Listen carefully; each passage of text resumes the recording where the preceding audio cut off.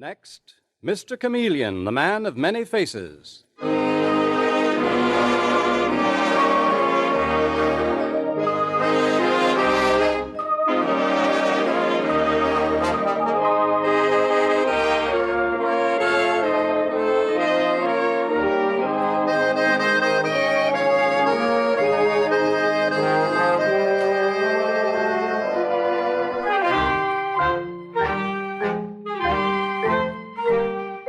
Tonight, we again present the famous Mr. Chameleon of Central Headquarters in his most famous cases of crime and murder.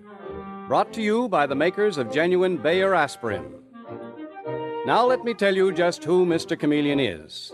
Born of a well-to-do family and a college man, he tried from childhood to live up to the name he bore, Chameleon, by taking on the color of whatever situation in which he found himself, appearing in endless guises, finally entering the police force, where he became known as Chameleon, the man of many faces, the underworld's most dreaded man. Throughout this series, the listener invariably knows who Mr. Chameleon is, no matter in which disguise he appears. But the criminal he's tracking down sometimes does and sometimes doesn't. Tonight we give you Mr. Chameleon in The Case of Murder from Across the Seas.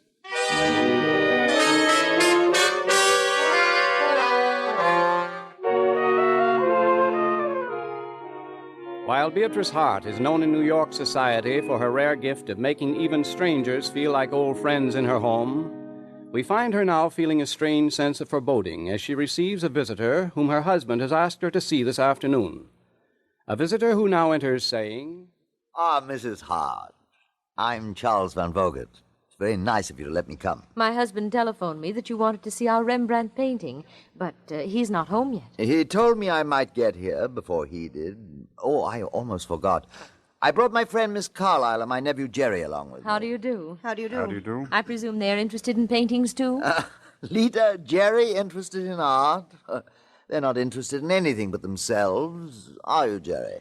No, Uncle Charles. Lita, darling, were you interested in coming to see the Hart's famous painting by Rembrandt, or did you simply hate to leave me out of your sight? Oh, for heaven's sake, Charles. Lita and Jerry are so devoted to me, Mrs. Hart, so devoted they even followed me from Paris. And I presume they'll follow me back there. You haven't been here in America for some time, have you, Mr. Van Vogt? No, I haven't, Mrs. Hart. I was born and raised here, and so were Lita and Jerry, but frankly, I can't stand most Americans. Really? Well, there are exceptions, of course. You are one. You're quite famous, Mrs. Hart, for your beauty and charm. You have not been overrated. Thank you. Your husband, too. I found him quite nice when I was introduced to him. And when I heard that he'd recently purchased a picture by Rembrandt, I couldn't resist asking him if I could come here and see it. It's in this next room. Would you like to see it now? You are a lovely woman. The kind a husband would never let go. The painting's in here. And if circumstances were different... Charles! Yes, Lita, I know you're still here, as if I could forget it. Uncle Charles, let's look at the picture and get it over with. Uncle Charles, what's the matter with you? Charles! Mr. Van Vogt, what is it? Are you ill? Yes, I'm afraid so. All of a sudden, I have the most terrible pain. The most terrible pain! I don't think I can stand it!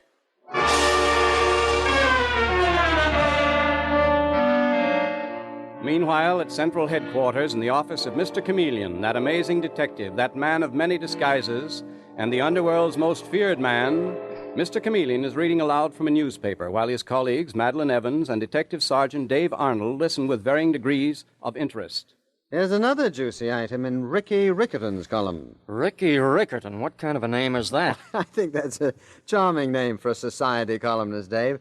Anyway, Ricky writes, smart New Yorkers will be happy to hear that Charlie Van Vogt is once more in our midst.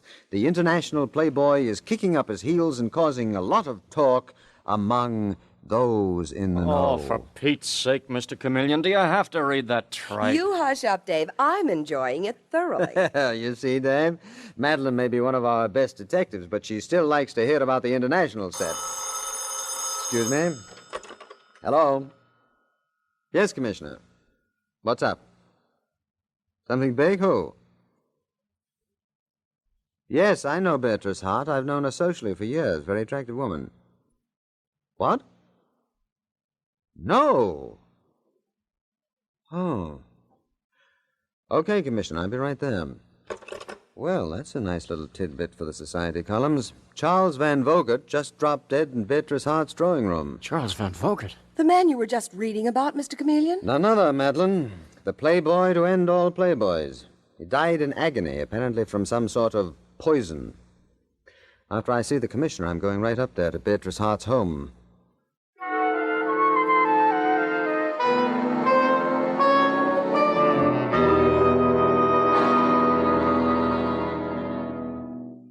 Mr. Chameleon, it was like a nightmare. Here we were, this man I'd never seen before, and his friends, sitting here chatting quite casually. And the next thing I knew, he was dead. It was horrible. I can imagine, Mrs. Hart. By the way, where was your husband? He hadn't come home yet. He still isn't home. We called his club, the office. Beatrice. Oh, here he is now. Edward? Oh, Edward, I thought you'd never come. Oh, my poor darling. I couldn't believe it when I heard that you should have been here alone. I'll never forgive Oh, myself. don't be silly. It's all right now that you're here.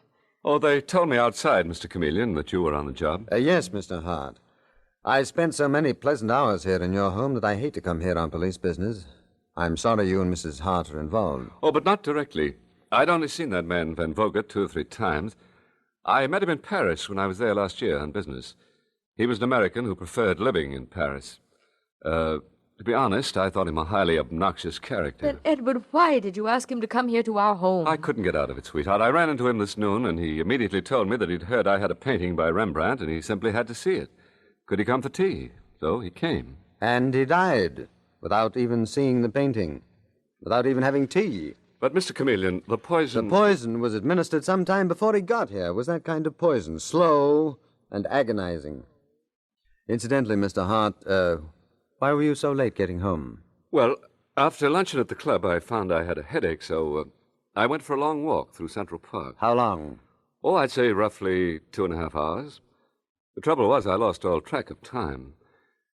That wouldn't be much of an alibi if I was suspected of murder. No, that wouldn't be considered an alibi at all. Now, if you'll excuse me, I think I'll go into the next room and question the others to see if they can manage to throw some light on this mystery.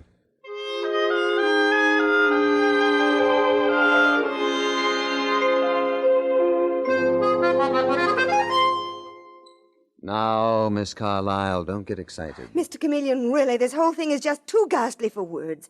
I told Charles not to come back from Paris to this ghastly country. I told him not to come and look at any ghastly old painting. Well, they should have listened to you, Miss Carlyle. Though I must say, for a native of Iowa... How did you find out I was born in Iowa? I've worked all my life to lose my Iowa accent. And stop laughing at me, Jerry. Who do you think you are? I suppose he thinks he's Charles Van Vogt's nephew, who stands to inherit quite a lot of money. You presume correctly, Mr. Chameleon. And does he need it? He's only 22, but in 22 years he's piled up enough debt... Shut up, Lita. You cheap parasite. Uncle Charles was through with you. You wanted him to marry you, and he didn't want to marry you. Why, you miserable little squirt. Oh, please, please, this is very disillusioning. I had no idea that smart people of the international set talk this way. Well, I'm not going to have this ghastly boy implying that I had any reason to hate poor Charles. Miss Carlyle, where were you between 3 and 5 o'clock this afternoon? Now, you said that you met Charles Van Vogt at 5 at the plaza before you came here to Mrs. Hart's home. Why, yes. Yes, I did, Mr. Chameleon. So did Jerry. And what were both of you doing preceding that appointment? I was window shopping on Fifth Avenue. Mm-hmm. You, Jerry? I was taking a walk, too, up Broadway through the 50s. Your uncle Charles Van Vogt sublet a very smart apartment in a remodeled house with no doorman, unfortunately. And this afternoon, somewhere between 3 and 5 o'clock, he must have received a visitor who fed him a deadly poison. Now, who could that visitor have been? Well, it wasn't I. And it certainly wasn't I, but Mr. Chameleon, Yes, Jerry? Want to tell me something? About Miss Carlyle, for instance? About me? Why me? Because there's something about your name, Miss Carlyle, that's vaguely familiar, quite aside from the fact that you're mentioned in various society columns. So, what did you start to say to me, young man? Nothing. And I didn't go near my uncle's place this afternoon. I was out walking. Yes, so you said. You know, it's really quite amazing that so many people should have picked such a cold, windy day to go walking.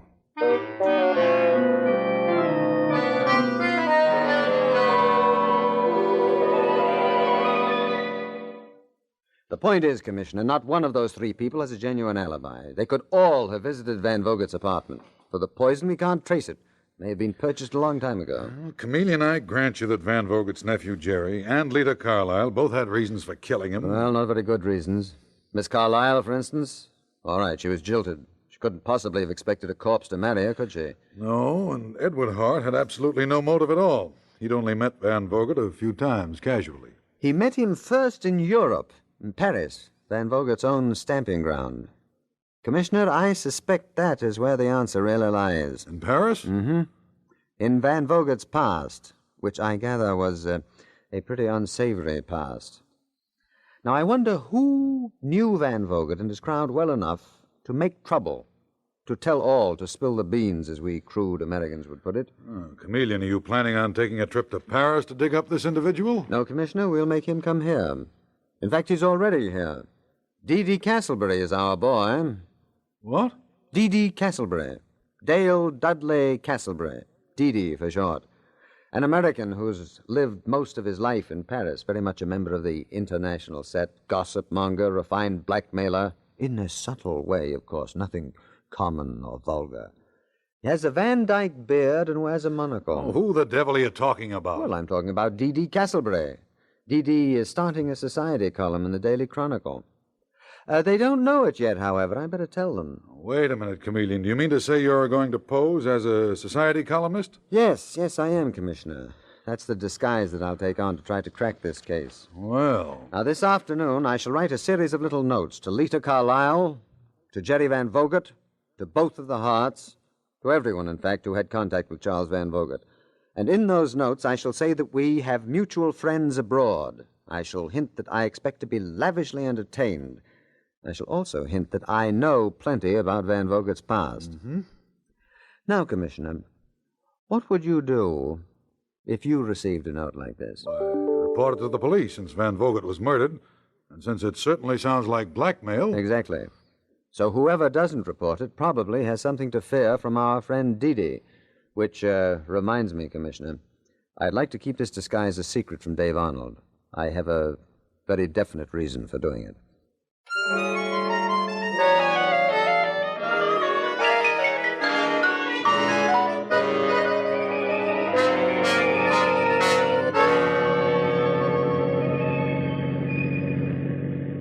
D.D. Castlebury. What sort of a name is that, Mr. Chameleon? I'm fed up with seeing those posters plastered all over town. Who cares if he's going to write for the Daily Chronicle? Oh, a lot of people may care, Dave. Never can tell.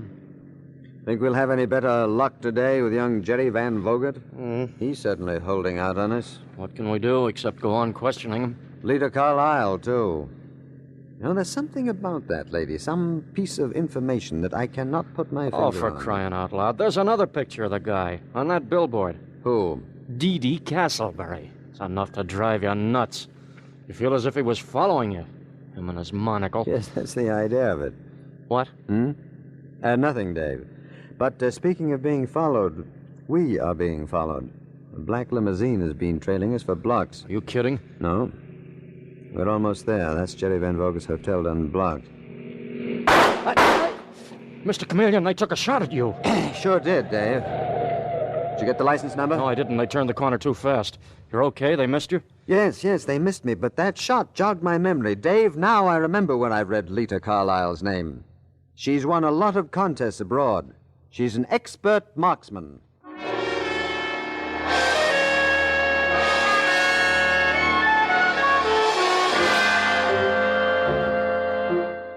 Mr. Chameleon and the case of murder from across the seas continues in just a moment. A very important thing to know about genuine Bayer aspirin is that its single active ingredient is so gentle to the system, mothers give it even to small children on their doctor's advice. Always remember this because it means that when you have an ordinary headache, neuritic, or neuralgic pain, you can take Bayer aspirin with complete confidence. For Bayer aspirin gives you more than fast relief. It also gives you the dependable relief that's important to your health. Bayer aspirin speed is proved by the fact that it's actually ready to go to work in 2 seconds. And its dependability is proved by its record of use by millions of normal people without ill effect, a record that no other pain reliever can match. So don't experiment when you're in pain. Don't risk using drugs that have not stood the test of time. Instead, use something that millions know from experience is fast and completely dependable too, genuine Bayer aspirin. When you buy, ask for it by its full name, Bayer aspirin, not just for aspirin alone. Get the 100-tablet bottle and you get Bayer aspirin tablets for less than a penny apiece.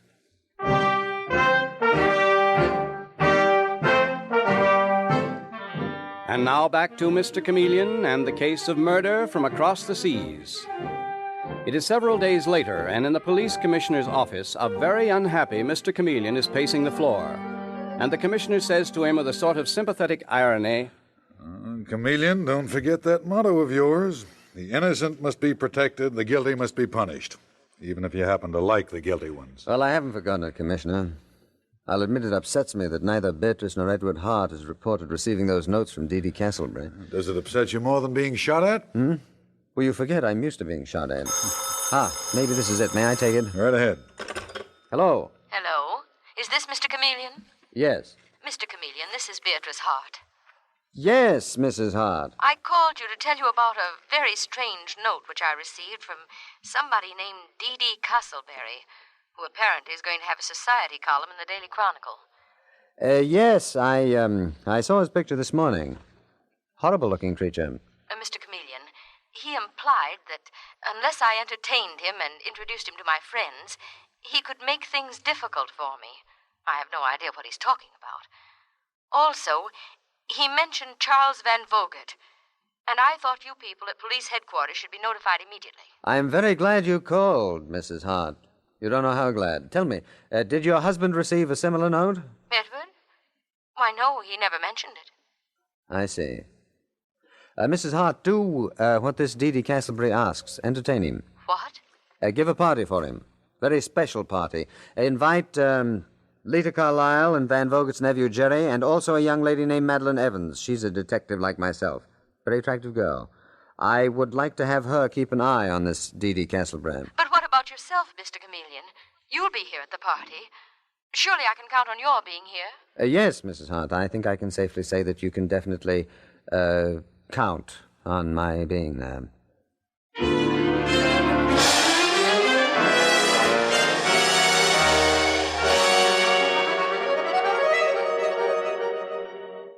Okay, Madeline, is that clear? Yes, Mr. Chameleon. You're to mingle with Mrs. Hart's guest tonight. And only you, my dear, will know that I'm disguised as Dee Dee Castlebury. But, Mr. Chameleon, what about Dave Arnold? Didn't you tell him that when he got that final data on Charles Van Vogt, he was to bring it to Mrs. Hart's home? Yes, Madeline, but you will still be the only one who knows me. Charles Van Vogt's murderer is extremely shrewd. I'm counting on Dave to help me convince them that Dee Dee Castlebury is genuine. Don't want Dave to know that I am disguised as Castlebury.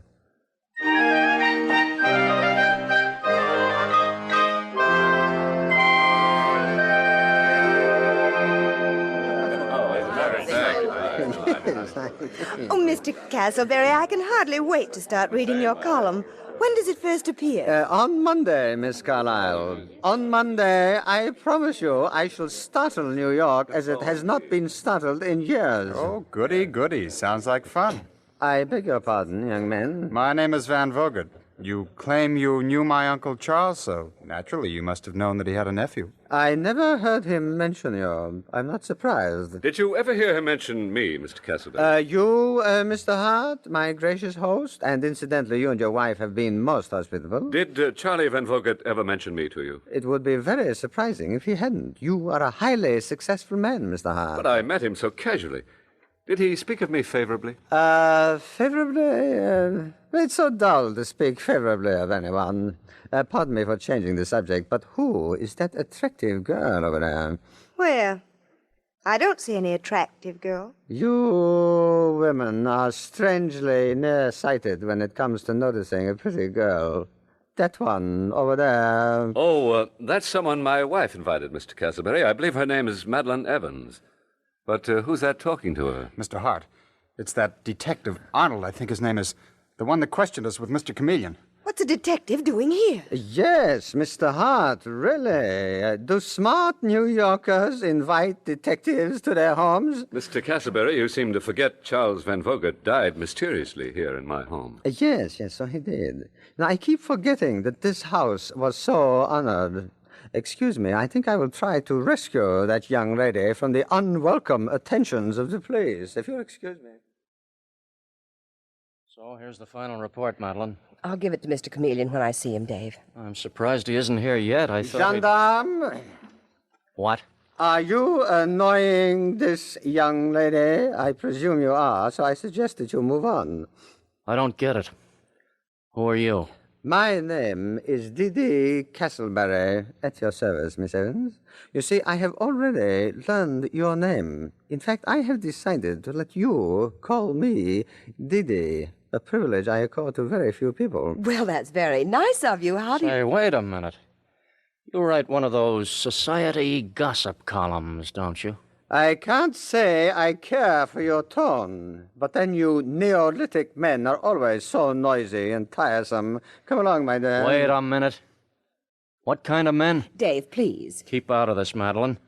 I think I've been insulted. You most definitely have been. I cannot stand your type. Well, I don't go for you either. Is anything wrong, gentlemen? Oh, Mrs. Hart, do you mind if I ask why you allow these corrupt policemen to invade your home? Corrupt. Now listen, this is more than I can Dave, take. please. Mr. Castleberry, won't you please come with me out into the hall, please? Very well, Miss Evans. I must say, this man is very tiresome. Will you excuse me, Mrs. Hart?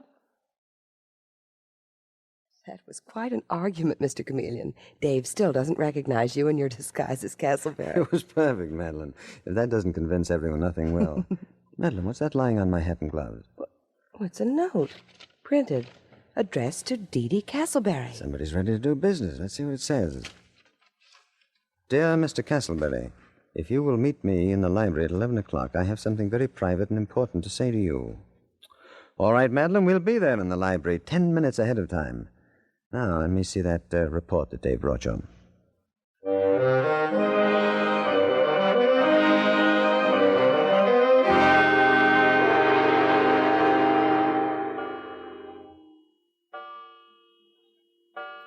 It's 11 o'clock, Mr. Chameleon. Yes, Madeline. You're sure no one can see us behind these curtains? Extremely heavy curtains. They muffle any sounds as well as concealers. The library door is opening. It's Jerry Van Vogt. Yes. Jerry's been followed by Edward Hart. Mr. Chameleon. Shh, listen. Hello, Jerry. What? Oh, it's you, Mr. Hart. Yes. But where is your friend, Mr. Castleberry? You expected to meet him, didn't you? I saw you leave that note for him. And what business is it of yours? I've got a right to talk to Mr. Castleberry, haven't I? Talk to him? You mean sell him information, don't you? Maybe I do. That's my business, too. Scandalous information that he'd print in that filthy gossip column of his. Yes, I suppose he would. If he bought it, he'd have a right to use Well, it. Jerry, you're not going to sell it to him. Just try and stop me. Mr. Chameleon, why do you keep watching the door? Quiet, Madeline. Just try and stop me. When Didi Castleberry walks in here, I'll tell him everything I know. So, how about it, Mr. Hart? Is it worth money to you? Is my memory for faces worth a nice fat sum? Because if it... No, don't shoot! Jenny, look out! Look out! Drop that gun! Drop that gun! Have you covered? Drop that gun, Mrs. Hart, or we'll have to use ours.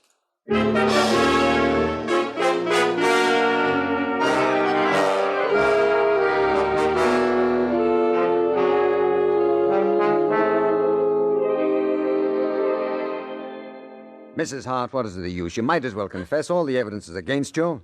Quite aside from the fact that just now you also tried to kill Jerry, your nephew by marriage. Mr. Chameleon, stop saying that. I'm married to Edward Hart. Many years ago, you were also married to Charles Van Vogt. He refused to divorce you, so you disappeared. You turned up in New York as Beatrice Carey, and by your beauty and wit, you captured Edward Hart. You married him knowing that you were still married to Van Vogt. And you made up your mind if Van Vogt ever returned here, if he ever threatened your happiness, you would kill him if you had to. So you went to his apartment and gave him poison. Edward, don't let him say such things. Darling, I love you. Whatever you've done, I still love you. Indeed he does, Mrs. Hart. He suspected something was wrong. He's been fighting for you desperately, not quite knowing what he was fighting. He realized vaguely that it had something to do with Van Vogt. Jerry, the nephew, recognized you, Mrs. Hart. Don't forget. He was 10 years old when he last saw you, but he never forgot you. He never forgot his uncle's rage at losing you. Believe me, my dear, you haven't got a chance.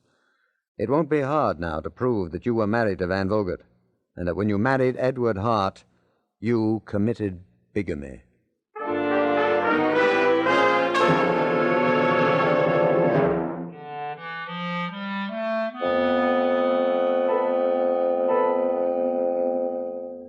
So, you confess to everything, Mrs. Hart? Yes, everything, Mr. Chameleon. Even to trying to shoot you on the street. Nothing mattered except keeping the truth from Edward. Certainly the life of a man like Charles Van Vogt didn't matter. Only it did. You cannot take a human life, Mrs. Hart. But you didn't know, Charles. He was horrible. Horrible. And I love Edward so much. You didn't love him enough to try to work this thing out without resorting to violence. You have no pity for me, have you, Mr. Chameleon? Mrs. Hart, you were mistaken. At first I couldn't believe it was you. I didn't want to believe it. Yet I suspected it when I found you had no background. You literally sprang out of nowhere. Detective Arnold's report that Van Vogt had once been married clinched it in my mind. You were faced with a tragic problem, and you found a tragic solution. I have great pity for you and great sympathy for Edward Hart. But the fact remains that I am a policeman, and you took a human life.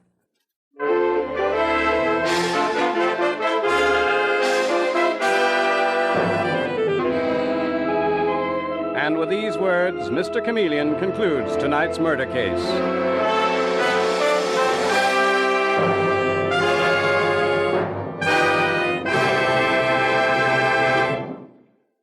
There's nothing as important as fast relief when you have an ordinary headache, neuritic, or neuralgic pain. And millions who want very fast relief use Bayer aspirin, for Bayer aspirin is ready to go to work almost instantly. Within 2 seconds after you take it, it starts to disintegrate, and that's why relief comes so quickly. Remember this, and remember, too, that Bayer aspirin is one thing you can take with complete confidence. We say this because no other pain reliever can match Bayer aspirin's record of use by millions of normal people without ill effect. So for fast, reliable relief from headache or the pains of neuritis or neuralgia, use genuine Bayer aspirin. And when you buy, ask for it by its full name, Bayer aspirin, never by the name aspirin alone. Get the 100-tablet bottle and you get Bayer aspirin tablets for less than a penny apiece.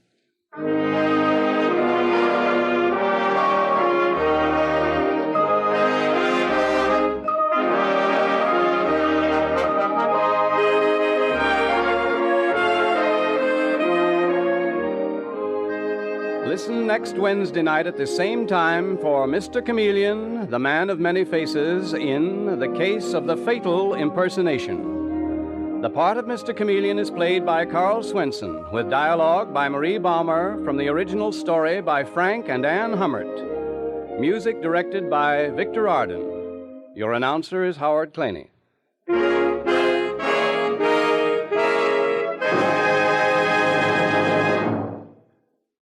Attention, everyone. All this week, your druggist is featuring a special combination offer of a large-sized tube of new Lion's toothpaste and a superb quality Tech toothbrush. The list price for both is 79 cents, but during this sensational bargain offer, you can get both for only 59 cents. So, to save money, to get a combination that's tops for cleaning and brightening teeth, take advantage of this Lion's toothpaste Tech toothbrush offer that gives you a 79-cent value for only 59 cents.